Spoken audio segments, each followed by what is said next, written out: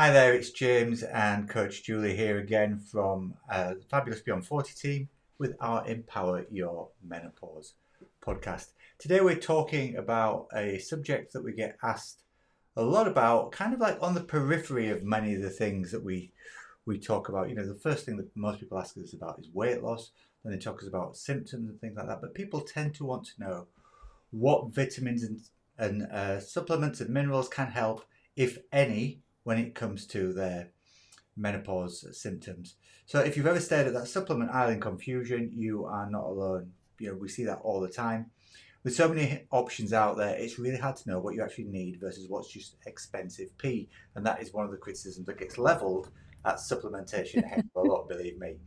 So in this episode, we're going to break down the vitamins and minerals that really make a difference, what you need, how you can get them from food sources, which ones you can skip, try and cut through a lot of the confusion and make supplementation as simple as possible.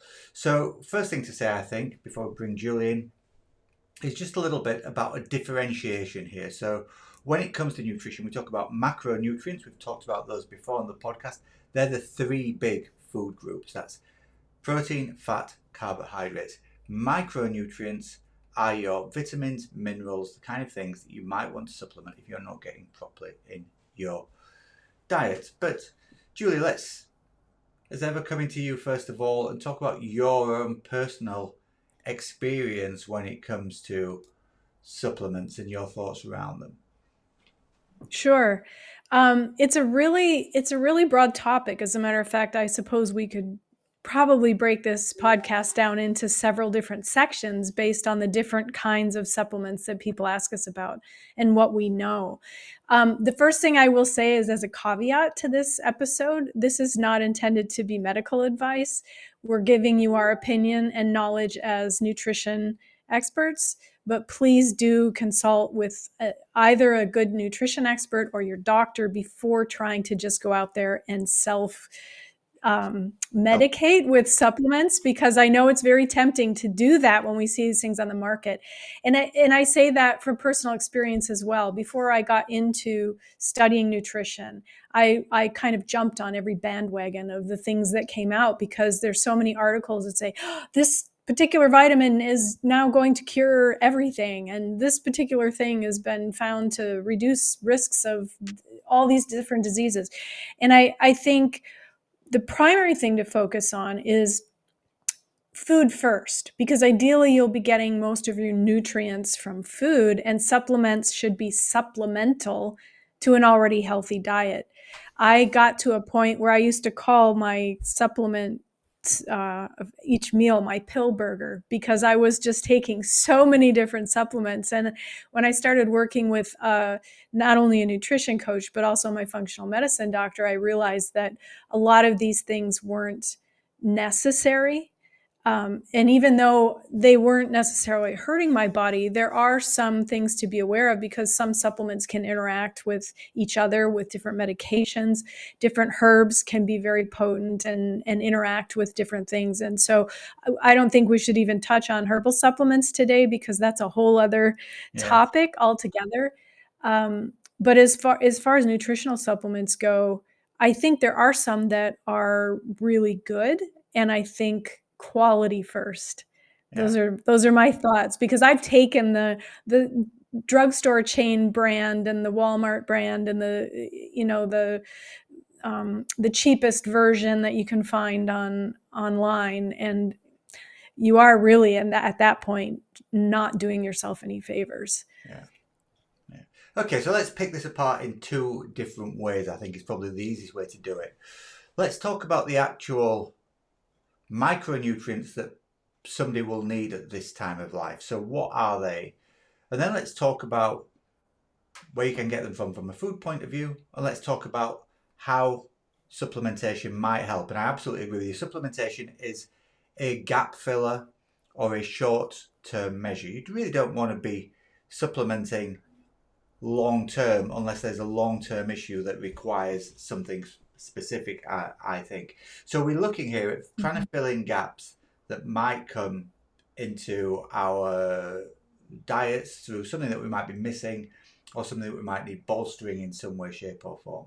But I think we've widely Mhm. identified that there are five main things that we'd be looking at here. So one is some kind of magnesium, one is some kind of vitamin D. Next one is kind of like a catch-all. We're going to say B vitamins because they're really, really important. I think omega-3s as well, and then potentially a prebiotic. Now, obviously, that sounds like a lot, and if you're paying for every single one of those, that is when the expense increases, increases, increases, and that's why hopefully we'll be able to give listeners Mhm. a little bit of a breakdown on what they might need to supplement, what they might need to be able, or might be able to get through diet quite easily. Obviously, it's always a personal choice, isn't it? Somebody who doesn't like oily fish, for instance, is going to find it much harder to get omega-3s into their daily eating Right. than somebody who loves mackerel or salmon. But let's start off then. First of all, I think for me there's a toss up between the two big ones that are absolutely essential at this time of life for women 40 and above going through the menopause transition. They're magnesium and vitamin D. And I'm just going to take them Yeah. in alphabetical order. And I'm going to say that vitamin D starts with a V because it's a vitamin. So let's start Yeah. off by talking about magnesium then. So many different uses, Julie, right? Oh yeah. It's magnesium is responsible for that we know of 300 enzyme functions in the body. Probably a lot more because we're learning about this stuff all the time. It's a very calming mineral, and we need it.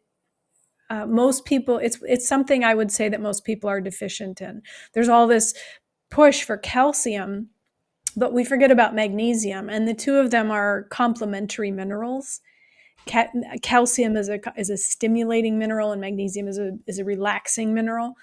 Um, and finding ways to get that into your diet will help with so many different body functions. It will help with sleep and relaxation.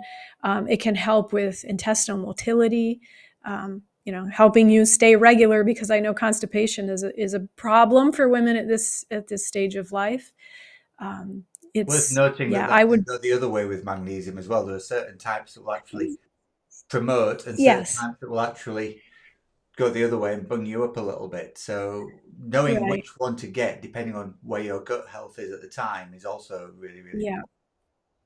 Yeah. Yeah, and that can be tested for. Um, and that's I think that's the other caveat to this is that finding out rather than guessing and just adding things in, finding out really where you're lacking would be a good place to start. But with magnesium, I think we can go on the assumption that most people are deficient because we just don't have it in our soils anymore at the levels that we used to. Yeah, absolutely. So intensive farming has reduced magnesium in the soils. Traditionally, it would come through things like green leafy vegetables, nuts and seeds, whole grains. There's some in some fatty fish. So if you do like fatty fish like salmon, mackerel, etc., goes really well from an omega-3 point of view and a magnesium point of view. But I think you're absolutely right. There's less of it now in the food chain possibly than ever, unless you're buying organic, wild farmed, etc., etc. Um, Mm. many, many different types of magnesium. The one that we see a lot when it comes to what's actually in supplements is magnesium citrate. That is the one that can switch you very, very quickly to being um, to increasing your motility. Is that the nicest, easiest way to put it? I'm a big Yeah. fan of magnesium glycinate because I think that is really, really well absorbed. It's very close to a Mhm. natural source of magnesium. So that is the one that I would look for to recommend to clients usually. Any thoughts on Yeah. different types of magnesium from you, Julie? I know with autoimmune, sometimes magnesium malate is recommended because it can be, especially with autoimmune issues, it's usually there are usually gut issues that go hand in hand. So sometimes magnesium malate can help. But I agree with the glycinate. It would be my first choice. Yeah, absolutely. Yeah. Yeah. And then vitamin D, similar in that vitamin D, again, responsible for lots and lots of different mechanisms and bodily functions. potentially 300 plus for vitamin D as well. The interesting thing that I always find about vitamin D, and we're not quite sure what the link is yet, but vitamin D receptors seem to be in the same place, or in many of the same places that estrogen receptors are in the body. And so Mhm. there's a question there of, do they actually work together synergistically? That I don't think we've quite found out yet, but we kind of assume that they would be really, really essential for bone health, skin health, hair health. They're a few of the ones at the top of the list there when it comes to what vitamin D is actually good for. I think bone health is really, really super important. We've talked about that a lot. We don't need to go into it again, but the risk of osteoporosis in the post-menopause years increases dramatically. Mhm. Can help. Yeah, for Got to get sure. that. Yeah. Again, different types of vitamin D. You get vitamin D2 and vitamin D3. They're the main two that we tend to see. Vitamin D is mainly from vegan sources. Vitamin 3 of D3 can be from animal sources. Vitamin D3 is more bioavailable, so it's more readily absorbed. So Yeah. if from a food point of view anyway, and so D2 um, would not be recommended really, I suppose, unless you're vegan, vegetarian. But of course, most vitamin D comes through sunlight anyway, Yeah. supposedly, unless you live Right. in the far north of England like I do, where it's dark all the time. Yeah. Well, and the other thing about that is sunlight exposure is an interesting thing, because even if you are outside, a lot of products that we use on our skin contain sunblock, and that will prevent the vitamin D from generating in your tissues. So being exposed to at least 15 to 20 minutes of sunlight on as much of your body as you can um, during the day without any kind of sunblock on is going to give you the best boost of vitamin D. Mm. And given that most people don't or can't do that, the recommendation is that supplementing that is a good idea. But this is one of those that is a fat soluble vitamin. We need it for our immune health as well as our hormone health. It affects a lot of different things, cholesterol. And so we need to look at how our levels are before we decide how much to supplement. Mm-hmm. The other thing I'll say is that most of the guidelines you get on government packaging, based on those regulations, the recommended daily allowance or the recommended daily, whatever term they're using now, the important thing to know is that those are baseline amounts. And those are the amounts that are considered essential to avoid chronic disease or serious health issues. So chances are you're going to need to supplement a bit more than what is that minimum amount if you're looking for optimal levels. Sure. Yeah, I think it's worth noting as well that, first of all, a couple of things. Vitamin D, really, really one of the easiest things and cheapest things you can actually test Yes. for on a regular basis. I think here in the UK, the private companies that will do a vitamin D test, finger prick test. They send you the kit, you prick your finger with a little lancet, pop the blood into a swab that comes with it, package it off, send it, and a week later you get your results back for less than £30, the equivalent of about $40. So really, really simple and easy to test for. The other thing I think is that, at least here in the UK now, because of the lack of sunlight during winter, and yes, you are absolutely right, vitamin D is fat soluble, so it hangs around in the body. It's not one of those vitamins that is peed out. But if you get a big dose of vitamin D at the beginning of the summer, by the time you get into fall, the start of winter, here in the north of England, you would already be on your way potentially to being depleted because your body just starts to use it up. It's like having a deposit of vitamin D in your vitamin D banks. Your body's constantly Yeah. withdrawing and withdrawing and withdrawing. And when the weather's darker, the skies are darker, there's less sunlight, the less deposits you're actually making anyway. So vitamin D supplementation in some way, shape, or form is on. So we think magnesium and vitamin D is two of the key ones that you might want to look to actually take in some kind of packaged Mm-hmm. form, right? Yeah. Let's talk then Yeah. about B vitamins. Talk us through B vitamins, Julie. The B vitamins do so many different things, from regulating our fluid balance to regulating energy. And I think because B vitamins are water soluble, a lot of people say, well, why do I take them? It just makes my pee bright yellow and I'm just going to get rid of them. But a lot of these, okay, first of all, everything we eat is going to be excreted in some fashion. So you can say the same thing about food and water. I'm just going to pee it out. I'm just going to poop it out. So why bother? But there's a lot that happens between mouth and back end that's essential with the things we put in there. So the B vitamins, I think, are really important to look at. A good B complex is a good way to get enough B vitamins. And the nice thing about water soluble vitamins is that they tend to, your body will tend to eliminate the excess. So you don't have to worry too much about a buildup. B12 is a really interesting one because it's linked to so many different things, from brain health to energy to even muscular function. I remember a period of time when I took B12 injections because my B12 was so low, and it's one of those things that if we don't have a specific factor, I think it's called the X factor in our digestive tract, in our stomach, we don't process it and absorb it. So even if we take it in, we might not be getting the benefit from it, which is why so many people end up getting, if you see a functional doctor or a holistic doctor, you may end up with B12 injections. The form of B12 is important. I think sublingual B12 is probably the best and most readily absorbed by the body. You can get it in drops, so it's really easy to take. But methylcobalamin is probably the most bioavailable, and most over-the-counter supplements, unless they're a high quality, are going to have cyanocobalamin, which is a synthetic form. Yeah. And the thing about synthetic vitamins, in a lot of our foods, they say they're enriched. But what they do is in the processing, they strip out all of the nutrients and then they add back in synthetic ones because they're cheap. It doesn't make, I mean, it's ridiculous.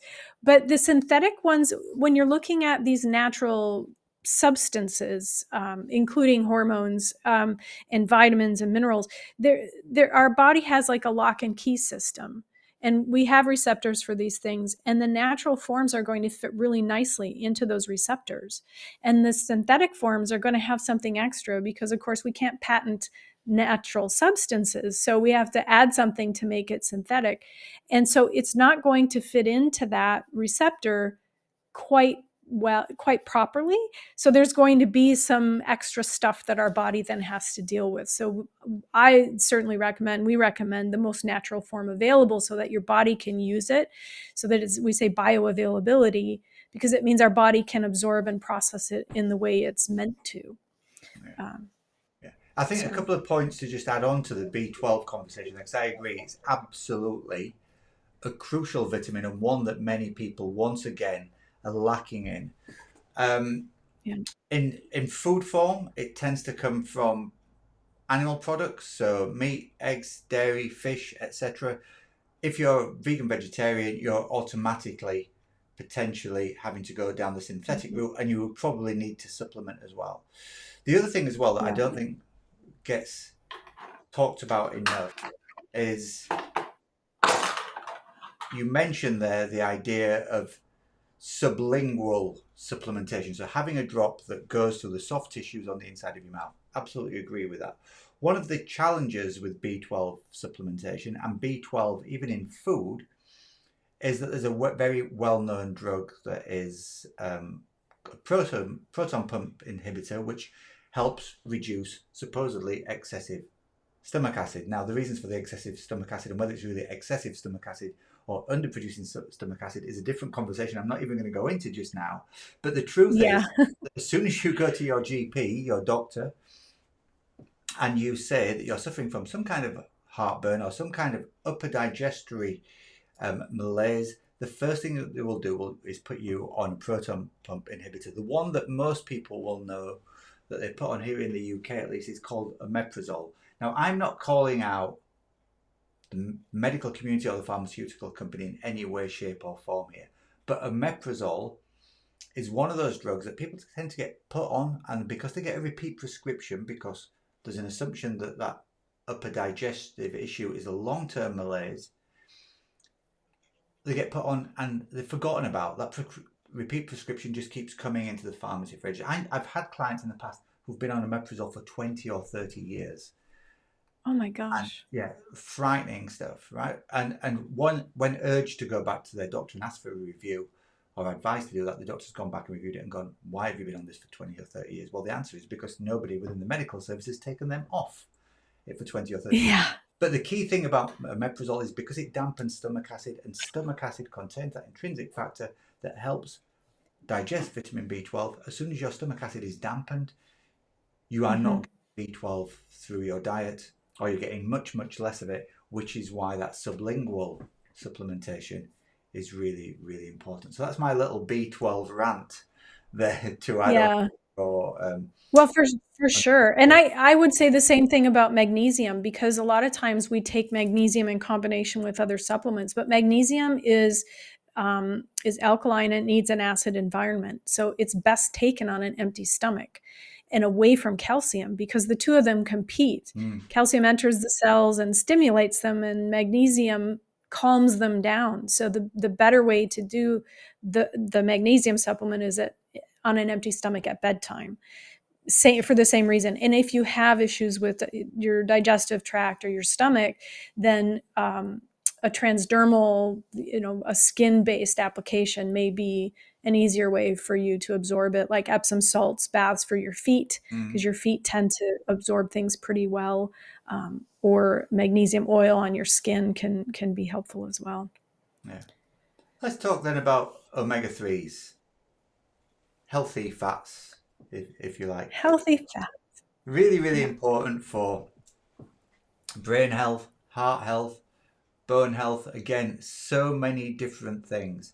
I always find the biggest challenge with omega 3s is as soon as you tell somebody to eat more salmon or more mackerel, you can almost see this look of horror spreading across their face because so many people aren't fans of seafood, and particularly oily seafood.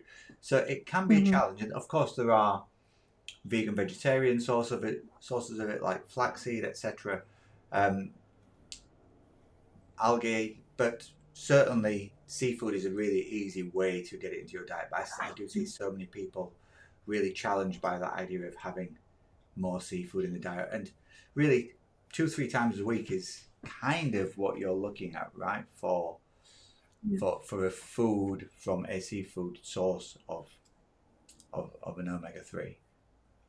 Yeah, for sure. And if you choose the supplement route, the one thing I would say there is know the source, because there's so many contaminated fish and so many companies that are processing these supplements with cheap ingredients and Mm-hmm. chemical processing and chemical additives, that you need to be sure of what you're getting, because this, um, as James mentioned on another episode, this is important for your blood-brain barrier. So you don't want to be putting things in your body in this particular nutrient that are going to be chemically oriented or toxic for your body. So know the source.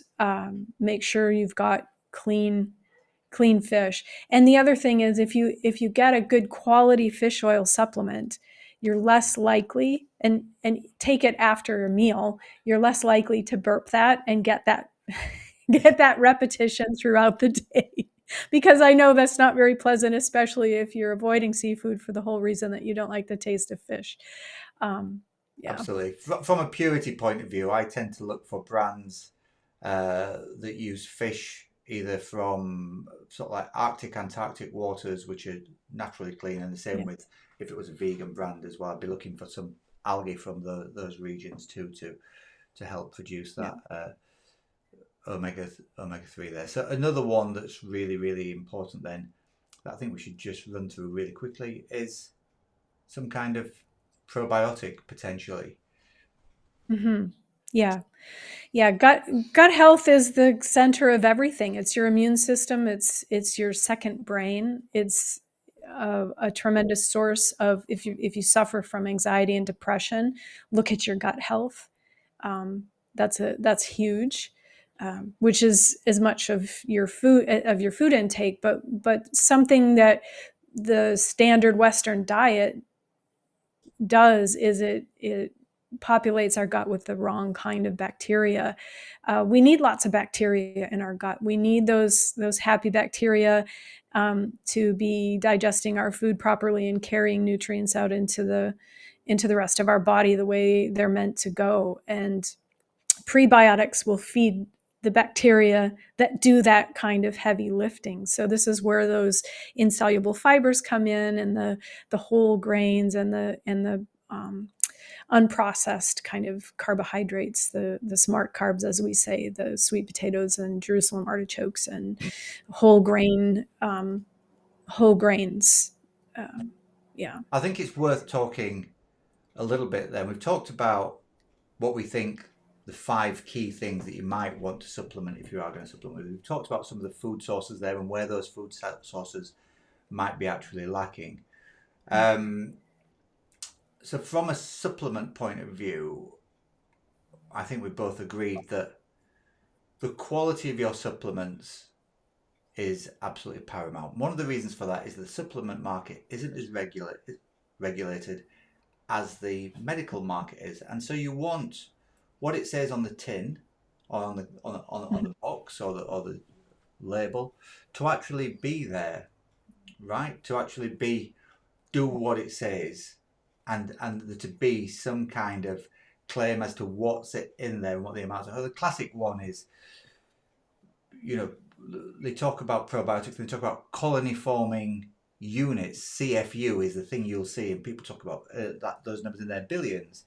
A couple of things to note there is that unless you're using a high-end supplement company that self-regulates to a high level of compliance with data and things like that, you're never sure just how many units are in there.